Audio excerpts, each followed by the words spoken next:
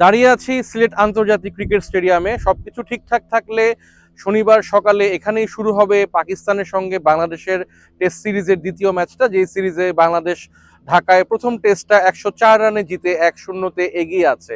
সবকিছু ঠিকঠাক থাকলে বলছি এই কারণে, এখন আপনারা যে রোদেলা বিকেলটা উপভোগ করছেন, সকালটা কিন্তু ঠিক এরকম ছিল না। সকাল থেকে সিলেটে গুড়ি গুড়ি বৃষ্টি হয়েছে, বাংলাদেশের অনুশীলন খানিকটা বিঘ্নিত হয়েছে।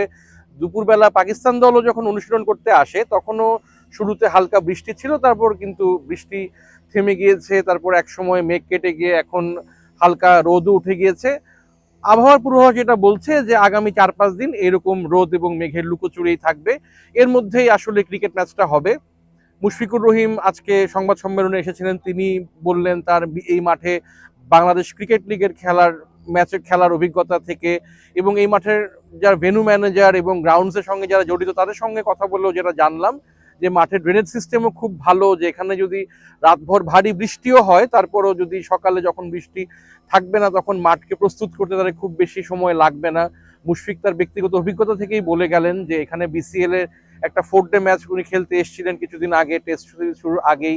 সেখানে আগের দিন রাতভর বৃষ্টি হলেও সকালবেলা 9:30 প্রত্যেকটা দিনের খেলা শুরু হয়েছে। সেই জায়গা থেকে বলা যায় যে মানে মাঠ, ভেজা মাঠ খুব একটা সমস্যা হবে না। যদি বৃষ্টি থামে তাহলে এরপরই মাঠ দ্রুত খেলার জন্য উপযোগী করে প্রস্তুত করে ফেলা যাবে। পাকিস্তান দলে বাবর আজম ফিরছেন। পাকিস্তানের কোচ সরফরাজ আহমেদ জানিয়েছেন যে বাবর একাদশে তাকে নির্বাচন করার জন্য অ্যাভেলেবল আছেন। এখন দেখা যাক বাবর আজমকে একাদশে ঢোকানোর জন্য তারা কাকে ড্রপ করেন। বাংলাদেশ দলেও একটা সম্ভাব্য পরিবর্তন আসতে যাচ্ছে। প্রথম টেস্টের দলে থাকা সাদমান ইসলাম, তিনি চোটের কারণে এই সিলেট টেস্টের দল থেকে ছিটকে গিয়েছেন।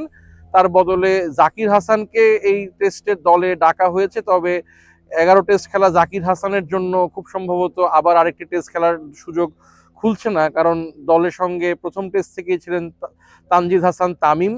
খুব সম্ভবত তারই আগামীকালকে সকালে টেস্ট অভিষেক হবে। সিলেট আন্তর্জাতিক ক্রিকেট স্টেডিয়াম থেকে সামিউর রহমান, আগামী সময়।